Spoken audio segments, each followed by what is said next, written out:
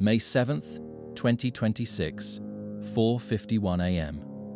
The tree line north of Serodina Buda held nothing but silence and frost-hardened mud. Then the thermal imaging feed on a Ukrainian reconnaissance drone flickered to life, and the silence became a lie. 41 armored vehicles, 2 motorized rifle regiments, moving in column formation on a secondary axis through Sumy Oblast, where Ukrainian command had not yet reinforced, where the terrain was dense enough to hide their approach from satellite overpass windows, and where Moscow calculated a breakthrough could pin an entire Ukrainian operational group away from the grinding war in Donetsk. They had one problem. The 128th Mountain Assault Brigade was already there. I'm your host at SteelFront, where we analyze the battles that change wars. What followed that pre-dawn thermal contact was 23 days of combat that Russian operational planners never put in their after-action models. 7 distinct armored pushes, 31 vehicles destroyed, 2 regiments rendered combat ineffective, and nothing in official Ukrainian communiques, because the intelligence methods that made it possible were still running. This is the story of how a single brigade held a corridor that Russian planners had already written into their operational map as taken. The 128th did not just hold ground.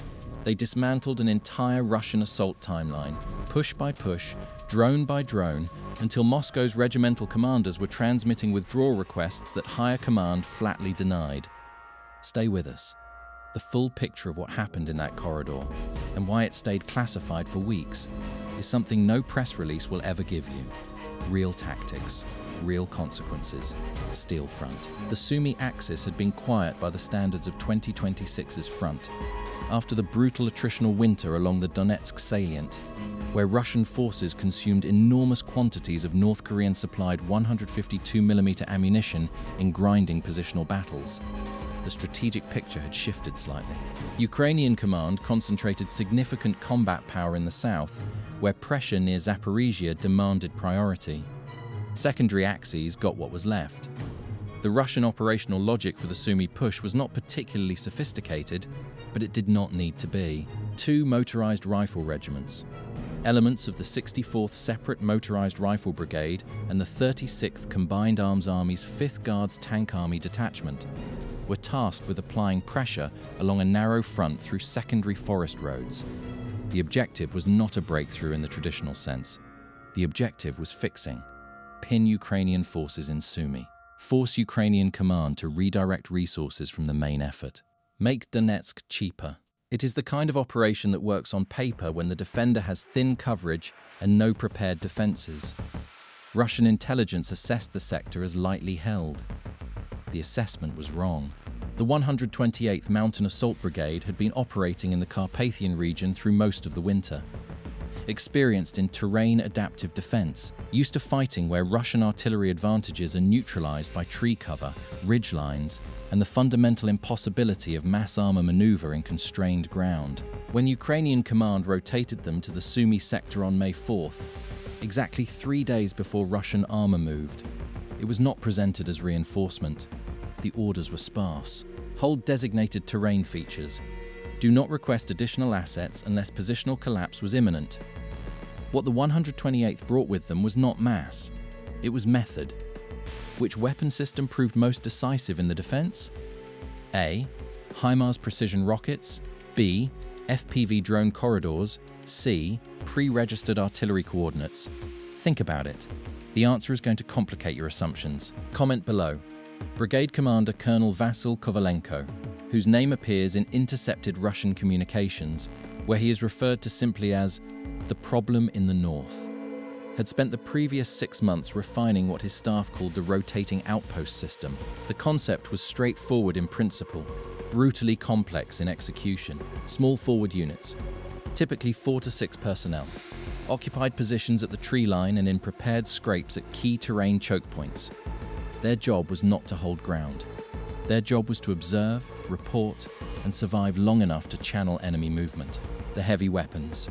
Javelin anti-tank missile teams, 82mm mortar sections, and 2 surviving CH-2000 self-propelled howitzers the brigade had requisitioned from a German resupply batch in April, were positioned 3 to 4 kilometers back. Not at the front. Back. where Russian counter-battery radar could not quickly triangulate their firing positions, and where armor, if it broke through the forward screen, would have to cross open ground to reach them.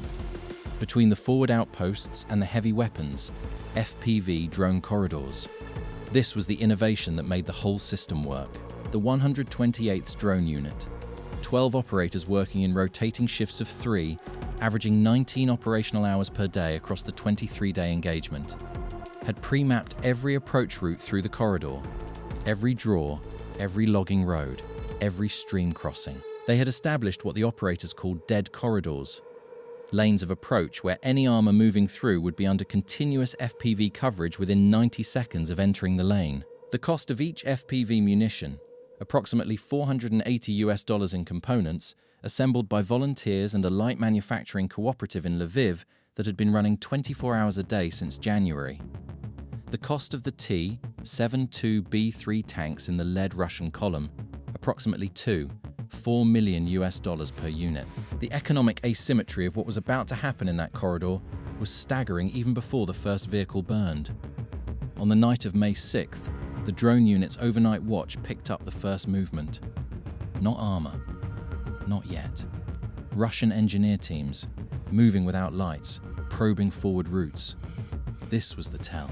Standard Russian doctrine calls for engineer reconnaissance 24 to 48 hours before a mechanized push, clearing anti-vehicle mines and assessing soil load-bearing capacity on secondary roads.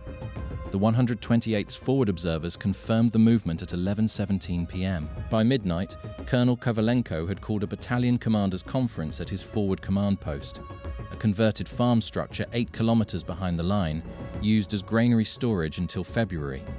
The brigade's signals officer had been monitoring Russian communications frequencies for 6 days. What she heard on the morning of May 7th, beginning around 3:30 a.m., was the procedural traffic of a formation preparing to move, fuel consumption reports, ammunition load confirmations, unit commanders checking in with regimental command. She flagged it at 4:15 a.m. The drone team launched their first thermal reconnaissance pass at 4:30. By 4:51, they had confirmed 41 armoured vehicles in movement. The 128th went to full readiness. Every Javelin team was in position.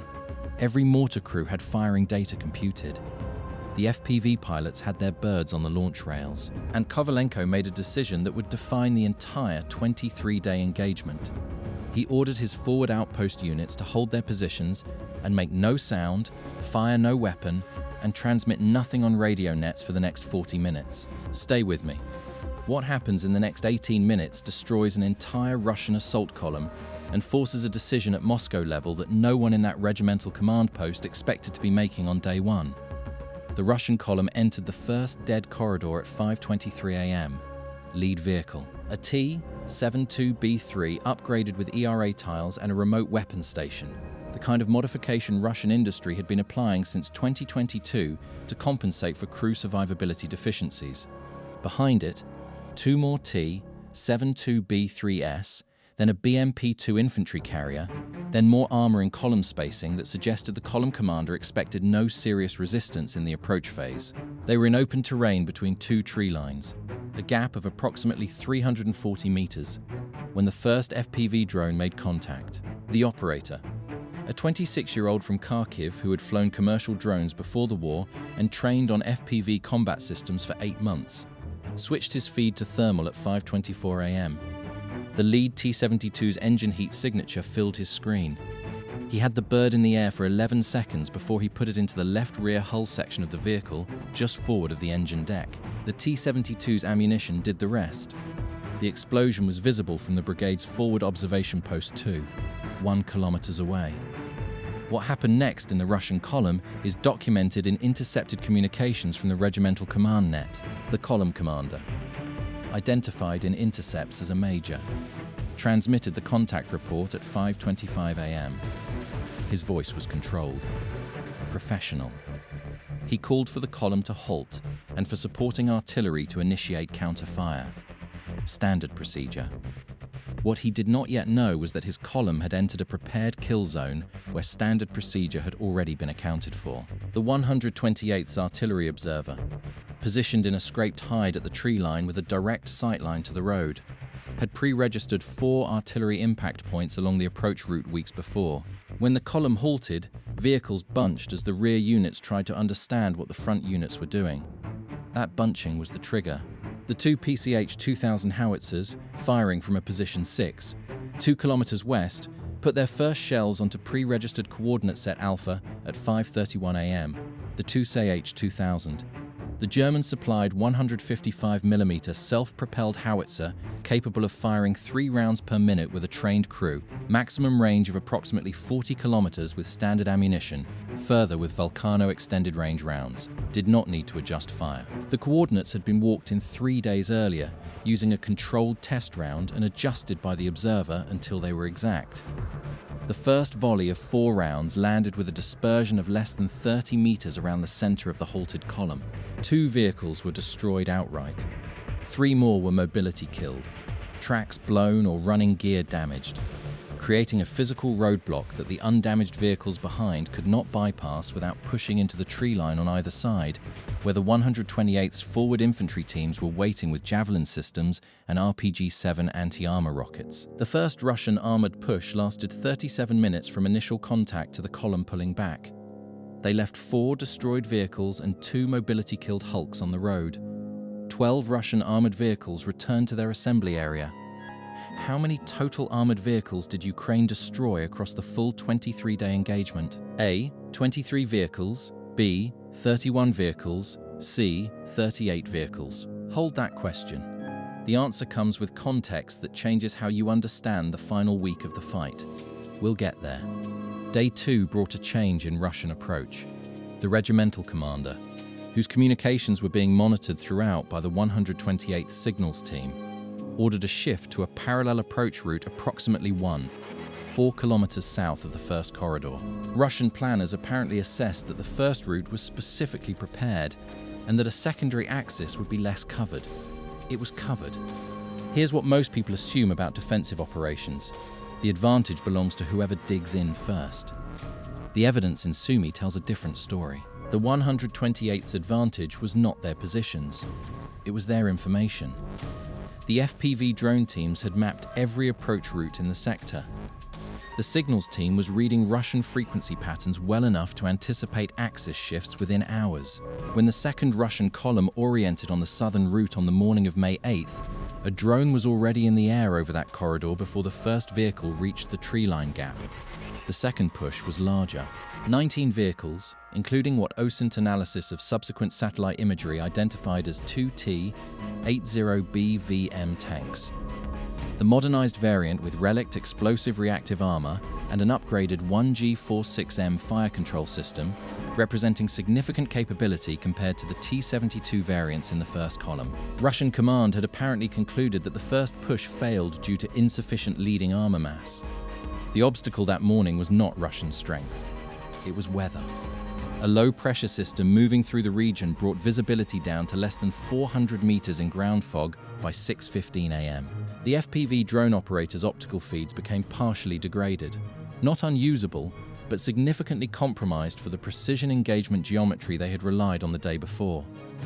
The thermal imaging sensors still functioned, but flying a FPV munition through 400 meters of fog to a thermal signature required a different technique than the clear air attacks of day 1. The lead pilot on the morning watch, the same operator from Kharkiv, made an immediate call. He switched to what the team called snap engagement. Rather than attempting long approach terminal guidance, he would fly to within 100 meters of the target using thermal, then switch to optical for the terminal 4 to 5 seconds only. It had never been tested against an active threat.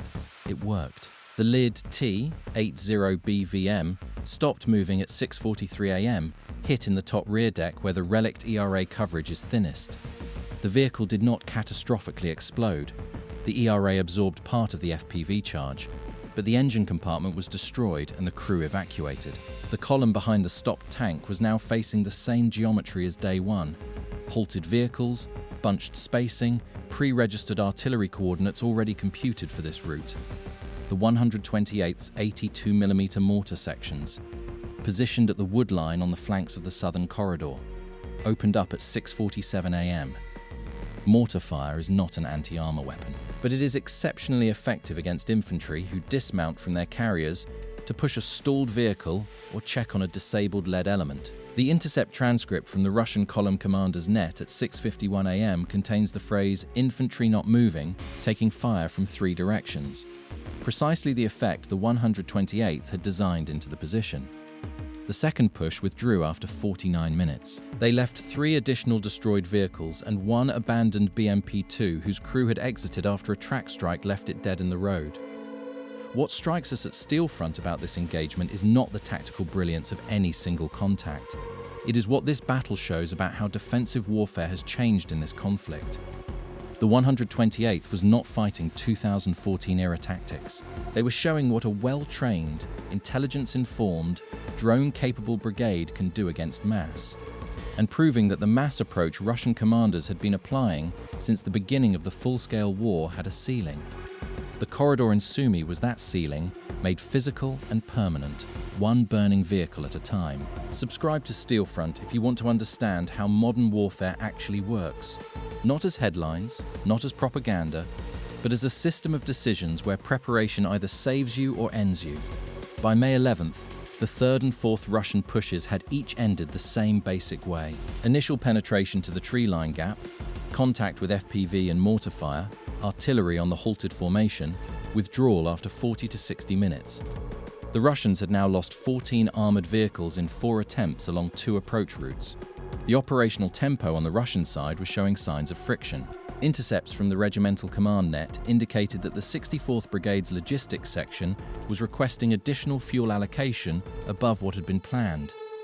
Vehicles moving back and forth between the assembly area and the contact line were burning through their maintenance intervals faster than anticipated.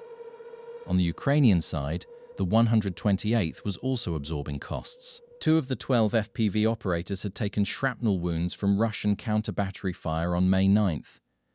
Not fatal, but both were evacuated and replaced with operators drawn from a reserve cell that Kovalenko had insisted on keeping available. The CSH-2000 howitzers had expended 40% of their allocated ammunition by day 5. Resupply came through a route that required night movement over a farm track to avoid Russian drone coverage, a 6-hour round trip for each logistics run. The 5th Russian push, on May 13th, was different in character. Russian command had apparently requested and received additional fire support allocation. At 3:17 a.m. on May 13th, the 128th's forward observation posts reported heavy artillery preparation beginning on both corridors simultaneously. Not the opportunistic counter-battery response of previous days, but a deliberate, sustained suppression mission designed to keep Ukrainian heads down while armor moved. The incoming fire used 152mm Muster B howitzers at a sustained rate that Ukrainian observers estimated at between 60 and 80 rounds in the first 20 minutes. Put yourself in the shoes of the FPV pilot on that shift for a moment. You're sitting in a vehicle hide 800 meters behind the tree line. Artillery is landing close enough that the ground is vibrating under you. Your launch rail is ready. Your bird is armed, and your window to launch. The 3-minute gap between Russian artillery salvos is the only time you can safely get a drone in the air without blast effect, taking it down in the first 50 meters. That is the decision point. Wait too long, and the armor is through the gap. Launch too early, and you lose the drone to shrapnel before it reaches the corridor. The operator launched at 3:41 a.m. in a 5-minute gap between Russian salvos. 2 birds, staggered by 30 seconds. The first hit the lead vehicle at 3:43 a.m. The second, targeted on the 3rd vehicle in the column, which had stopped when the lead was struck, impacted at 3:44 a.m. 2 vehicles down in the approach, creating a barrier under ongoing Russian artillery suppression. It should not have worked. And yet it did. The thing is, this was not supposed to be possible under sustained artillery fire. The doctrine said you could not effectively operate FPV systems under active suppression. In Sumy, the 128th proved the doctrine incomplete. The 5th Russian push withdrew at 4:29 a.m. It was the longest single engagement of the first week. 72 minutes from first artillery impact to Russian vehicle movement back toward the assembly area. And here is where the intercepts become critical. At 6:15 a.m. on May 13th, less than 2 hours after the 5th failed push, The regimental command net recorded a transmission from what signals analysis identified as the 64th Brigade's commanding officer. The transmission was not encrypted in the standard fashion. It went out in a procedural administrative format that suggested a formal request rather than a tactical report. The text, as reconstructed by Ukrainian signals intelligence, the regiment has sustained losses exceeding operational planning parameters across 5 separate assault attempts. Request authorization for withdrawal to consolidation position pending additional fire support and vehicle replacement. Moscow denied the request. The response came 43 minutes later, identified by frequency and call sign protocols as originating from Combined Arms Army level. The denial was brief. The regiment would continue assigned tasking. Reinforcement was not available. Additional fire support allocation would be reviewed in 48 hours. What would NATO have done differently at this moment? A Russian regimental commander making an honest assessment that his formation cannot accomplish the assigned mission. That is precisely the kind of bottom-up operational feedback that Western military doctrine is designed to process and act on. The failure to withdraw when continuation is operationally counterproductive is a systems failure, not an individual one. Comment your analysis. Because the implications of that 43-minute response span every future Russian operational decision in this war. Days 13 through 18 produced the 6th and 7th Russian pushes. They were smaller. Regimental command had apparently received enough vehicle attrition reports to reduce the size of each push, perhaps recognizing that large columns in the narrow corridors were presenting too much target surface for the FPV teams. The 6th push on May 19th used only 8 vehicles across a narrow front, attempting to concentrate breakthrough force rather than mass. The 7th, on May 22nd, attempted a night movement timed to a window when satellite intelligence suggested Ukrainian drone coverage might be reduced. Both failed. The 6th push lost 3 vehicles, a lower absolute number, but 37% of the assault force, a worse loss rate than any previous attempt. The 7th night push ran into a problem that Russian planners had not adequately weighted.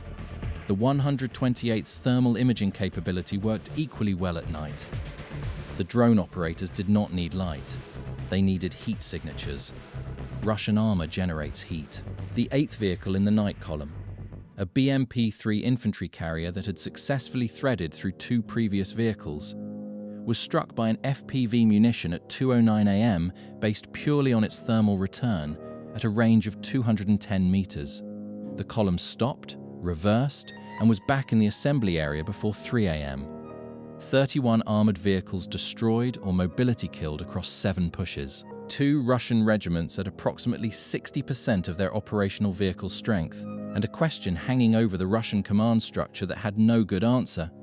How do you assault a defended corridor when every approach route has been mapped, every lane has drone coverage, every halt point has pre-registered artillery coordinates, and the defenders are reading your communications? The 8th push never launched. On May 23rd, the Intercept team recorded Russian regimental logistics traffic indicating that vehicle fuel and maintenance allocations were being shifted from assault preparation to defensive posture. Artillery ammunition was no longer being brought forward to assault support positions. It was being distributed to counter battery positions. The formation was no longer preparing to attack. It was preparing to be attacked. Ukrainian General Staff monitoring of the sector confirmed the pattern. The 128th reported to higher command that Russian forward pressure had ceased. The corridor was holding. The fixing operation. The entire strategic rationale for committing 2 regiments to the Sumy axis had failed. On May 24th, Ukrainian command dispatched a reinforcement package to the sector. 1 additional infantry battalion, a HIMARS battery with 3 launchers and a full resupply of M31 GMLRS rockets, and 2 additional FPV drone teams from the National Reserve Pool. The reinforcement arrived 24 hours after the Russian 8th push was cancelled, after the brigade had held alone for 23 days. One detail in the after-action documentation that stuck with me during research. When the HIMARS battery arrived, and the battery commander asked Colonel Kovalenko where he wanted priority fires placed, Kovalenko's answer was the Russian assembly area. Specifically, the supply and maintenance element that had been supporting the assault regiments. Not the armor, not the command post, the logistics.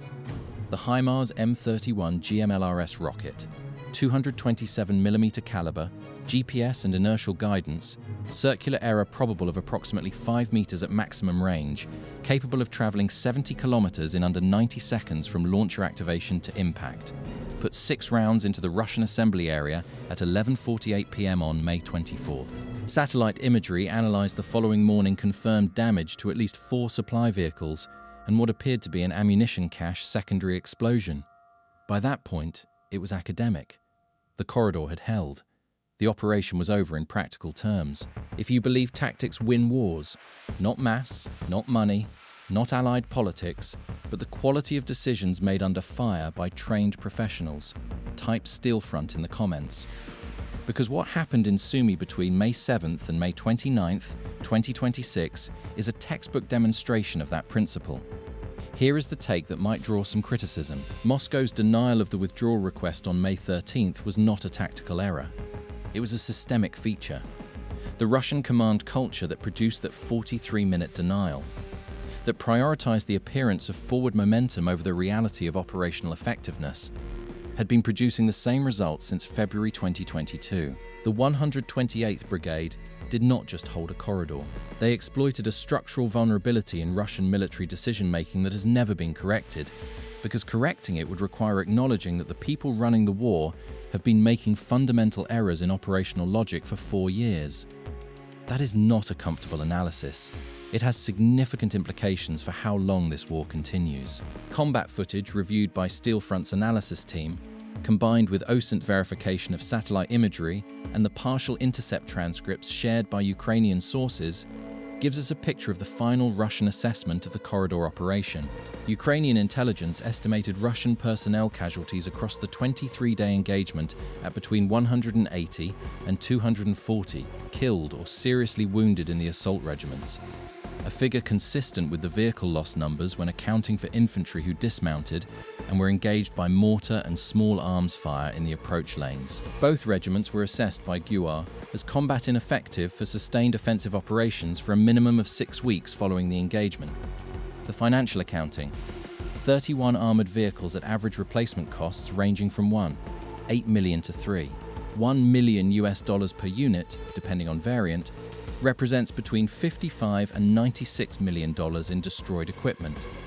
That figure does not account for the 30-plus days of supply consumption, fuel, ammunition, and logistical overhead for 2 regimental-sized formations. The total operational cost to Russia of an operation that accomplished nothing approaches $150 million by conservative assessment. The cost to Ukraine of holding the corridor, a classified figure, but Ukrainian sources indicate that total FPV drone expenditure for the engagement was fewer than 200 munitions, less than $100,000 in component costs. Artillery ammunition, drone operator time, and the wear on the PCH-2000 systems brings the total Ukrainian expenditure to an estimated $4 to $6 million across the engagement period. The asymmetry is not just financial, it is doctrinal. It is the core argument of every Ukrainian drone operator, every signals intelligence analyst, every brigade commander who has looked at the raw numbers and understood that this war is not being decided by who has more mass. It is being decided by who makes better decisions per dollar spent, per soldier deployed, per hour of operational time.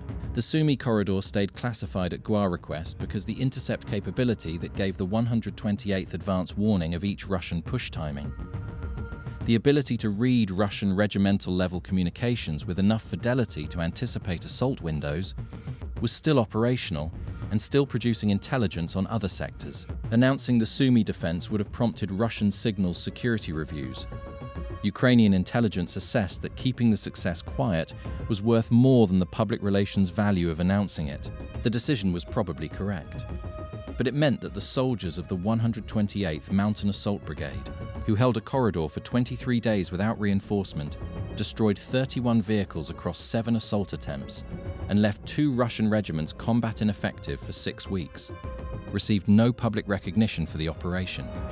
Their commander's name appeared in no press release. Their drone operators' names will not appear in history books for years, if ever. The Sumy corridor is quiet now, but the wrecks remain. Not cleaned up, not recovered. Russian logistics in the sector did not have the capacity to retrieve mobility-killed vehicles under Ukrainian drone coverage, and Ukrainian command had no interest in moving them. They are still there. Burned hulks in the tree line gaps, a T-80BVM with its turret displaced by internal detonation, a BMP-2 sitting on a blown track at the exact coordinates that a Ukrainian artillery observer pre-registered 6 weeks before it stopped there.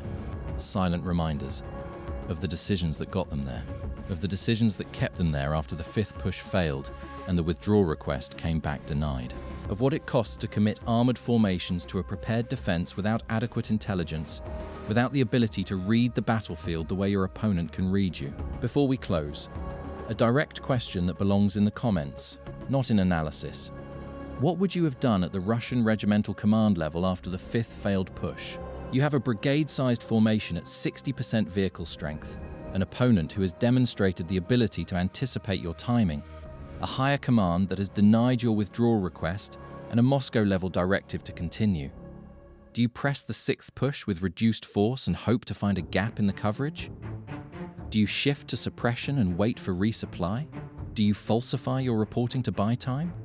What is the correct decision when every correct decision has been denied? Comment below. We read every serious analysis. Now for the answers. The quiz from earlier in this video. How many armored vehicles did Ukraine destroy across the full 23-day engagement? The answer is B, 31 vehicles, not 23. That was the figure at the end of the fifth push, and several subsequent vehicles were destroyed in the sixth and seventh attempts, not 38. That figure circulated in some initial OSINT estimates that included vehicles Ukrainian observers assessed as mobility killed, but which Russian recovery teams subsequently retrieved. The confirmed destroyed figure, based on Ukrainian after-action reporting and satellite imagery analysis of the assembly area after the operation ended, is 31. The context that changes how you read that number. It represents approximately 40% of the total vehicle mass the two Russian regiments committed to the operation. And it was achieved without a single Ukrainian armored vehicle being deployed in the corridor, purely through FPV drones, pre-registered artillery, and Javelin anti-tank systems operating from concealed positions. No Ukrainian armor engaged. No Ukrainian armor was at risk. The asymmetry was total. 3 questions to take with you from the Sumy corridor. Was the rotating outpost defense? Small units forward, heavy weapons back, drone corridors between. The correct tactical framework for this terrain, or did it carry risks that only the outcome justifies? The same system deployed against a more capable adversary with better electronic warfare and longer-range precision fire might have collapsed before the first push was broken. Was this brilliance? Or was it brilliance against a specific opponent? Could the Russian regiments have prevented this outcome at the tactical level, given the strategic constraints they were operating under? Or was the result determined before the first vehicle entered the corridor? Determined by the intelligence asymmetry, the communications vulnerability, the command culture that denied the withdrawal request? And what would you have done differently if you were Colonel Kovalenko on day 1, knowing you had no reinforcement coming and 7 assault attempts to survive?